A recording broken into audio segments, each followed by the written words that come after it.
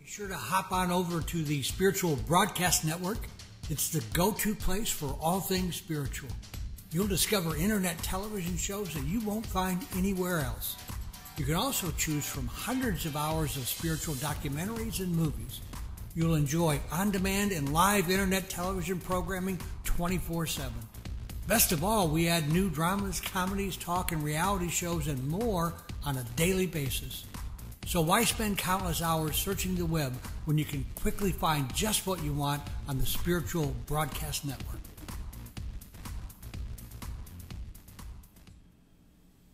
Good evening. Welcome to the Vortex Sarasota Show. I'm your host, George Lewis. Glad you're with us tonight. I've got a really interesting guest with an interesting topic. Teresa Crabtree is my guest. She's written a book called The Mayan Messages. Now, don't go away. I know what you think when you hear Mayan Messages in 2012 and the end of the world and all that goes with that, but we got a whole different viewpoint on the Mayan Messages and what they're here for and what they really mean to us today. So stick around. You're going to have a great time tonight. Teresa, welcome. Thank you. Glad you're here. Thank you. Yeah, thank you. At least you're dry. It's storming when we came in here tonight. I got totally wet. So I guess before we get into your book and your work here, and it's very extensive. I've written a book myself, so I know the kind of energy and effort that it takes to do this kind of thing, and it's well written. So where can they buy your book? It's on Amazon and any of your normal channels. Do you sell it yourself? I do sell it myself. Usually, I can be on my website. I have a store page. What's your on website? There. It's tada.com. It's t-a-d-a.com.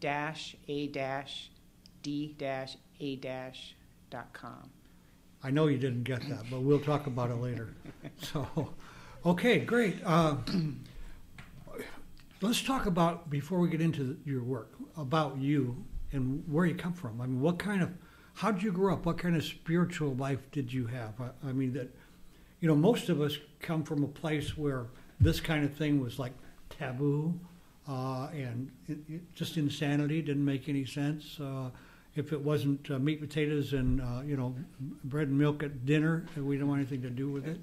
I come from a blue collar family, and this kind of stuff was like I didn't even know it existed back then. So, tell us a little bit about where you were. Give us a quick synopsis of. Well, it was the same for me. I didn't know anything about metaphysics per se until much later, until about 15, 20 years ago. I was raised in the Midwest, in the Bible Belt, and was raised in the Catholic Church, and left that and ended up in a very fundamental Christian church. Oh, my goodness. And when it came time for me to question my beliefs, I went into a sweat because I was trained that if you asked, even questioned the divinity that Jesus Christ was the Son of God, that was a mortal sin. And I did. I went into prayer. I was very afraid and sweating and told Jesus, I said, if you're for real, I'm going to find it. You lead me to the truth. And if not, you know me. I'm going to be all gung-ho for either you or whatever I find is the truth. Right. And that's when I began my quest.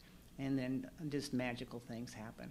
But all my life, I've been a sensitive, and I didn't know it. There's a lot of things that I did, I could see, I could understand, and I would know that I thought everybody was that way. So it didn't know until I got into the metaphysical people, and they talked about just beginning to be doing the things that I did, or have the understandings that I had, or that they considered themselves weird. Right. Yeah. So I believe a lot of my family were, especially the women, were very sensitive and we could see things and hear things that nobody else did. And so you were really, seers. Right, and also somewhat. And right. But we just had that really strong telepathy and different things like that was going on. But we didn't talk about it because you don't talk about those things. Not that kind of thing, especially with your background. Yeah. So you're kind of a recovering Catholic? Yeah, they say that, but I try not to say that anymore. I was angry at the Catholic Church for years, and I knew that I had to be able to embrace what I learned. It kept me a virgin a long time. Thank you. Well, what's so interesting to me is right in the New Testament. The Catholic Church or Christianity has made Jesus the only Son of God, and all the time he's saying no. we're all sons and daughters of God, and we like to make it by adoption, but it's not.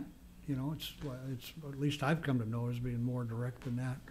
Well, he also says, anything I do, you can do and more. Absolutely. And I talk to people who are Baptists and who are really staunch and they're against metaphysics. I said, Jesus was a great metaphysician. And then, what are you talking about? I said, the guy walked on water. He healed. He turned water into wine. Can you do that? Raised people from the dead. He rose from the dead. All of these things that he did and more that we can do, he says. So... I'm not looking forward to rising from the dead. I just don't want the trip in. The trip out might be good. Well, we do it every night when we go to sleep and wake up. Yeah. Well, not just doesn't have that finality that, you know. It didn't with him either. No. Well, I think, like you say, the problem for us is these old beliefs and the old fears that keep us from moving into that new skin. Exactly. That new place. So do you see yourself as a channeler? Yes, I never thought of that until the book became in print, and I'm like, well, I guess I am. But what I like to say is it's co-created, because with the book itself, I get a lot of information, I'm guided to do things, and when I follow that little crazy voice in my head, I have a great day. See, I think that's kind of key, and I've channeled or thought I was channeling back in 1984, 85. I was really connected and writing and doing, but as I looked at my own thinking processes, what I saw was this stream of ideas and thoughts that were kind of going by, and I thought, well, are they mine? Is that coming from me?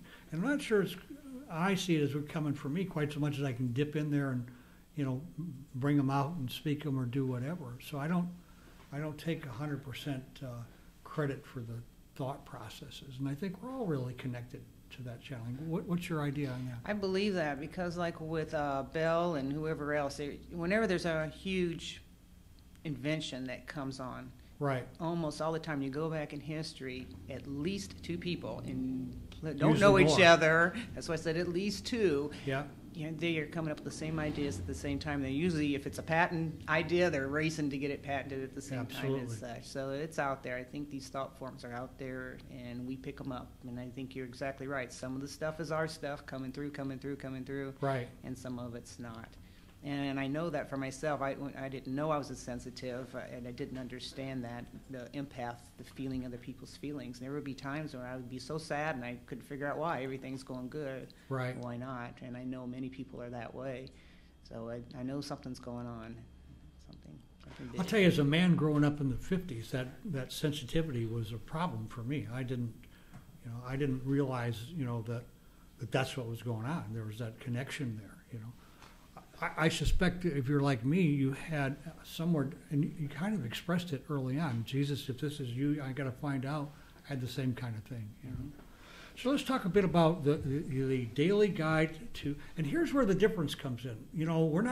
This book doesn't talk about the end of the world. It's a whole different message. And Teresa has written this as a daily guide to self-empowerment. Now that's a whole different kind of a thing. More, it's kind of like the end of an age, isn't it? Than anything else, is in your estimation? Say that again, please. It's this 2012 idea is more like an end of an age as opposed to possibly, or just another day. Yeah. No one really knows. Yep. No one knows. But something's happening in the air, and it seems to be accelerating, and more people seem to be, quote unquote, waking up and understanding their spirituality and opening. Their minds are opening more. So I do believe something's going on. Whether it's the end of an age, I don't know. Right. The Mayans, who are really the Mayans that I would listen to, say that we are coming to an end of time as we know it. And I think that's critical to understand, as we know it. It doesn't mean cataclysmic or anything like that. I think we're just opening up, and we're in it. We're in the middle of it. That's what I believe. Well, if you go back and you look at in history, and you go back to the Dark Ages, and then the Renaissance, what happened? We went from the Dark Ages into this age of Renaissance, and it was art that brought us through that. But, there was this huge transformation, but nobody in the middle of it knew what was going on, until somewhere else. And I think we have a similar kind of thing going. There's always cycles. Yes. There's dark cycles and there's light cycles. And we had some dark ones and we had some light ones. And hopefully we're going to a light one, because this one hasn't been all that wonderful in recent years.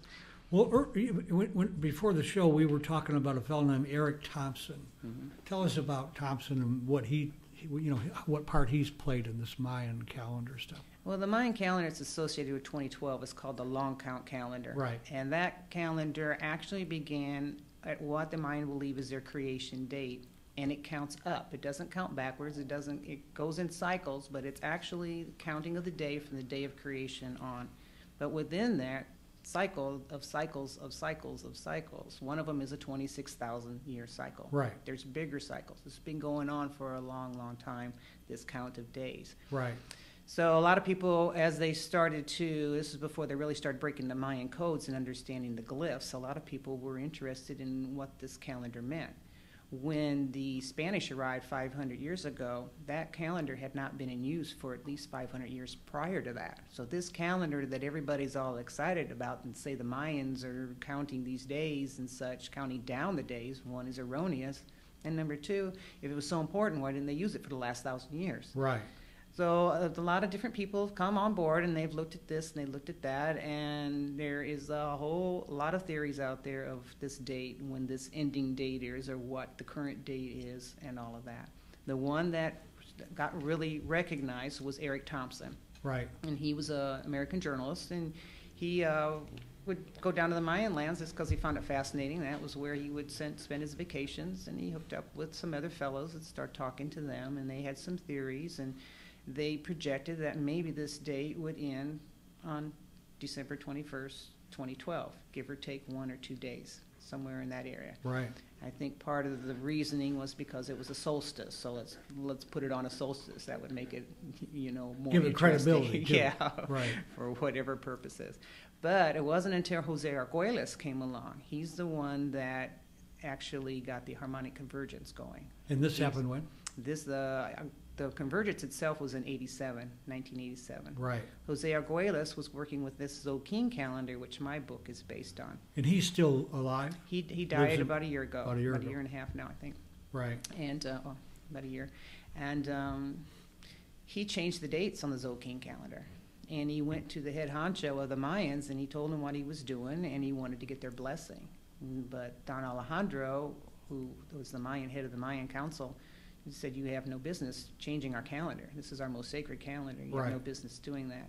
But Jose went ahead with his work. So there's a lot of confusion today about which day is the Mayan calendar. People tell me I was born on this date. I said, well, that's an Arguelles date. The historical date, Tzolkin calendar, is different. Right. So it's really caused a lot of chaos. But the so good how thing did Jose come up with the idea of the change the calendar? How did that all come about? I don't really know. There's other people who say that there are certain days that are more powerful than other days, according to some people. And it just so happened when he changed the days that he and his wife were born on very powerful days. Whether that's the truth or not behind why he did it or whatnot, I don't know. He may have been spiritually guided. He did a lot of good work. For bringing together something like the harmonic convergence, really, I think, really created something mass conscious-wise on Earth. So his work, I don't want to say he was a bad person or anything like that. But between all the 2012 hubbub and between the harmonic convergence, it has rejuvenated this calendar that before was only being used in a little place, part of Oaxaca, Mexico, and in the Guatemalan highlands. So only 2 little pockets in the Yucatan area, and the Mayan lands were even still currently using that calendar. So it's called the Tzolkin. Tzolkin calendar. Okay. But now, because of all this stuff with 2012 and with Arguelles' work, and this calendar is part of the big 26,000 plus cycle. Right. So it is just one little cog in the wheel that just keeps going around every 260 days. But it's revived this calendar, and this calendar is very important. And historians know that it's been on this planet for at least 2,500 years. How did you get connected with it? It is spiritual. I had there's what's called the daykeepers. So you're kind of guided. I was guided. I fought it for 8 years that I know of consciously. Things would keep happening. I knew I was supposed to be writing a book. I knew I was supposed to be something. I knew I was supposed to be stepping into my power. I understand. And I was afraid, and I fought and I kicked, and then there just came a day when I found I don't have any energy to fight anymore. I capitulate. I surrender. Yes, and that's what I did. On the side of a mountain, I said, what do you want me to do? And these daykeepers, who are overseers, they're on the other side beings that oversee this calendar, said, we just want you to come and have a chat with us every morning. So I started doing that. And the next thing I knew, they tricked me into this book. Aha, I understand. So what's interesting to me about channeling is, and I've interviewed many channelers and had some experience myself, is who's right? You know, because this story comes here and that group of people are totally convinced this is the absolute truth, and then you have another group of people with a whole another message and it's the absolute truth. Do you think on the other side there's as much confusion as there is here between the Democrats and the Republicans? Different dimensions? Oh, yeah, there's all kinds of stuff going on. Yeah, and you need to really be cautious of what you're connected with, don't you? Yes. Yeah. So what I'm hearing you say, and what I see, and what's so neat about your book, is whatever you're connected to is about becoming empowered, not disempowered. Exactly. So how have these messages empowered you? I mean, what could you point to that was that's really changed in you, that's given you more power? Well, actually, a lot of what I was going through is the book. Right. So a lot of what I experienced, they would guide me. We started with just conversations at first. They'd say, just talk to us in the morning, and I would ask them questions, who are you, what are you about, and how's the world work, and questions like that. And then it became more, quote-unquote, channeled messages. And what I was finding that my experiences were what was coming through. I would sit down, I would type, I'd get into a meditative state, and instead of automatic writing, which is too slow for me, I automatic type. It just comes out. And as I saw what was happening was that it was stuff that I had already gone through, a lot of it. That was my experience. Right. Same thing with the typing when I wrote my book, same kind of thing. Yeah. And what would happen was sometimes I would do maybe 4 or 5 in a day. There's 260 days, one for each, 260 days in the calendar. Right. So there's a message for each day. So there's 260 messages in this calendar. So what I would find was I might type 4 or 5 of the days, and then I'd think, wow, I'm really moving along on this. And then the next day I would hear, no, nothing today. Next day, nothing. Next day, nothing. Usually 1 to 5 days. Right. And after the 3rd or 4th time this happened, I saw the pattern. And the pattern was, if the message was something I hadn't experienced it, I experienced it on some level. Right. So everything, something came out of you and your experience. Yes, I hadn't. And what they were telling me as a teacher, the best way that you can help others is to have empathy and to have been there. Absolutely. And people can come to me about a lot of different things and say, well, you don't understand. I haven't been there. I say, yes, I have. Maybe not on the level you have on that particular issue. Right. But yeah, I'm human too, and I have emotions, and we're all in this together. This is no competition. The circumstances aren't so important as the emotion. Right. What are we, and it's emotions where we really make connection, isn't it? Yes. We try and make it in the head, but the truth is it happens down here in that emotional area. If I were to ask you to read today's message, would you be able to do that? Mm-hmm. Sure. I won't read it all. It's only 1 page long. All of these are any. Go ahead and read it. I think our viewers would be well served to hear what the message itself is. Well, today is almost like a meditation. It's called Love and Gratitude Exercise. The daykeeper is Eek, and a 4 is the tone. There's 13 tones. Mm-hmm. It says, I am Eek with tune 4. We welcome this opportunity to share with you today. Our topic is one that is dear to our hearts, that of unconditional love. What we wish to do today is to help you to experience this on a deeper level. We invite you to join us in a time of solitude and meditation. The process is very simple. The hardest part for many of you will be to discipline yourself to set aside 15 minutes each day. When you do this on a regular basis, your rewards will be immense as you quickly learn to relax your mind and body, thus rejuvenating your energy flow. Find a quiet place where you will not be disturbed for at least 15 minutes. We encourage you to create a quiet zone where you can do your daily meditation. Encourage those who live with you to do the same. Preferably, this space should be in nature. If you are in a place that has no yard, create your space on your porch or indoors. Include plants or objects that give you a sense of being in nature. If you have religious icons or enjoy background music, candles, or incense, have these set up. Your space should be designed so everything you need is prepared. In this manner, it is more likely you will set the time aside to do the exercise. In addition, during the day, if you are feeling stressed, this is a space where you can go mentally in order to feel more at peace. The purpose of this quiet time is to get yourself balanced and to release tension and stress. It is necessary for you to be in a relaxed and harmonious state of being in order to be able to move beyond yourself and to experience love for all. When your energy is contracted by fear and your thoughts are focused on all the things happening around you, it is easy to get lost in frustration and impatience. It is very hard to love others when you are in this state of mind. After you have prepared your space by turning on the music, lighting the candle and incense, or whatever works best for you, get into a comfortable position. It does not matter whether you're sitting or lying down. The important thing is that your spine is aligned as straight as possible in order for your energy to flow freely. Once you are settled, take a few deep breaths in and out, relaxing your body and allowing yourself to release the busyness of the day. Focus on your breath. When you inhale, visualize breathing in love and kindness. When you exhale, release tension and thoughts or emotions that drain your energy. Continue with this pattern for a few minutes until you feel deeply relaxed. Then for several in-breaths, think of something or someone for whom you are grateful.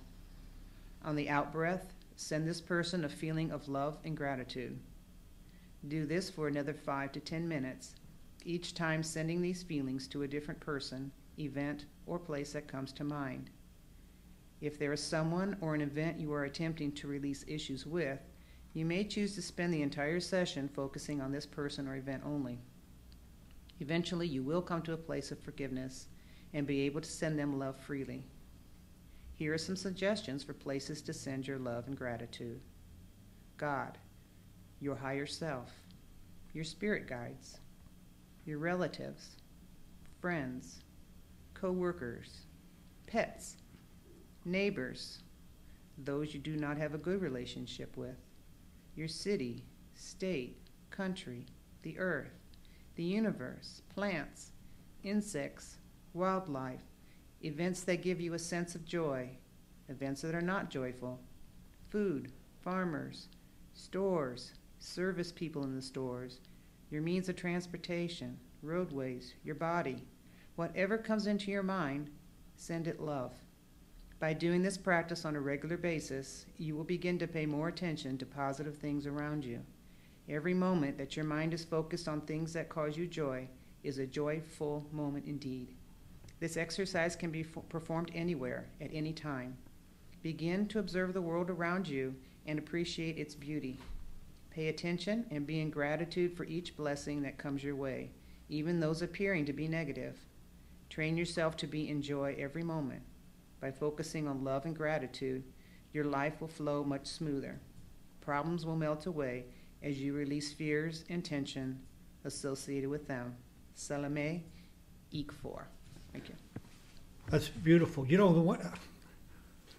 one thing I know for sure, when I told you early on this was not going to be the Mayan prophecy, I know truth when I hear truth.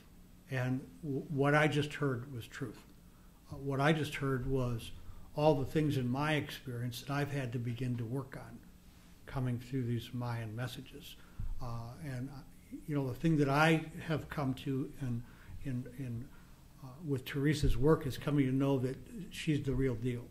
We're not talking about a parrot here. We're not talking about somebody who's just trying to be the next big channeler, but somebody who has a real message that can bring you self-empowerment. I can't recommend enough that you pick up her book. What's that website again? Tada. It stands for Teresa's Angelic and Davic Adventures. So it's T-A-D-A.com.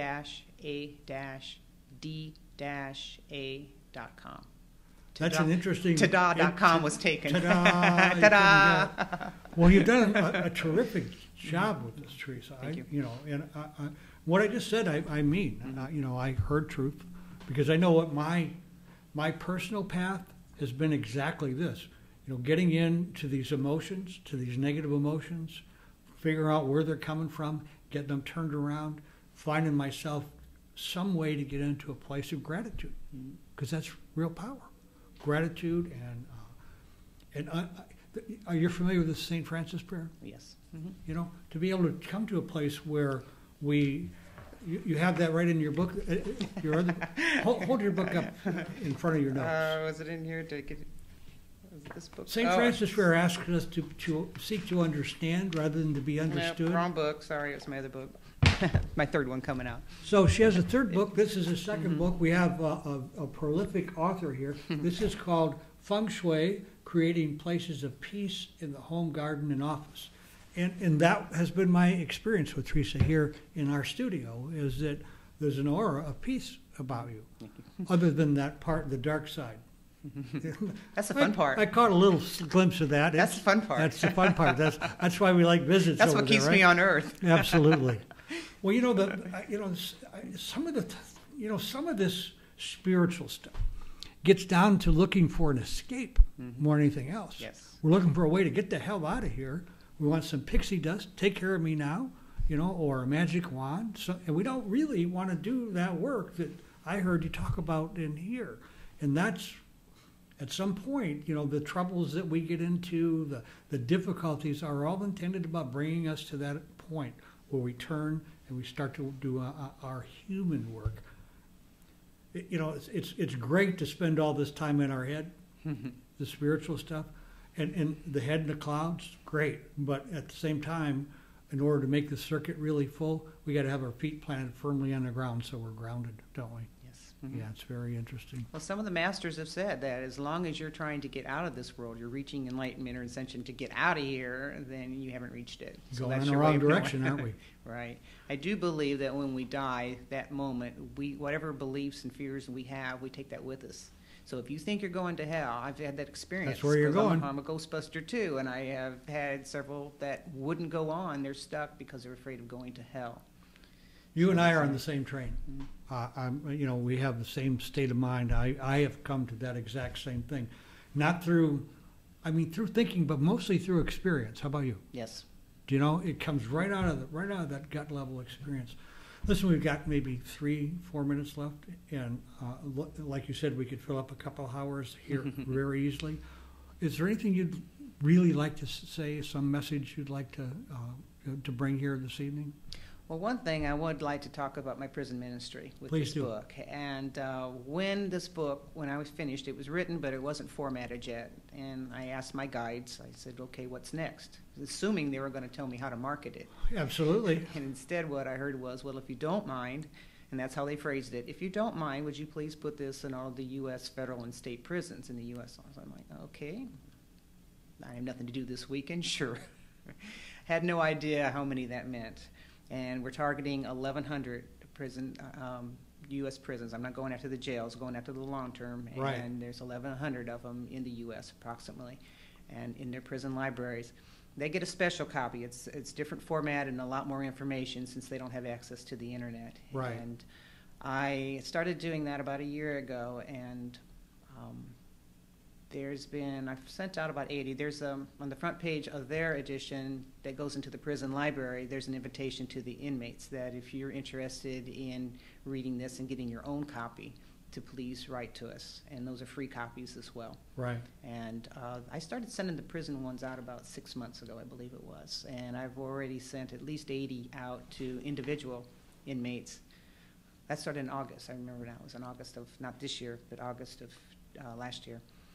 And it's in over 400 prison libraries already. So as soon as I get donations, I send out more books. And the feedback I'm getting from these inmates has been phenomenal. They're creating daily study guides, book like a book club, right, using this book. And there's other books listed in their copy, like Neil Donald Walsh's Conversations with God, right. different people's work, so where they can get free books as well, those books and such. So there's waking up. There's a renaissance going on in prison as well, and it's changing their lives. Well, that really brings an interesting question up for me.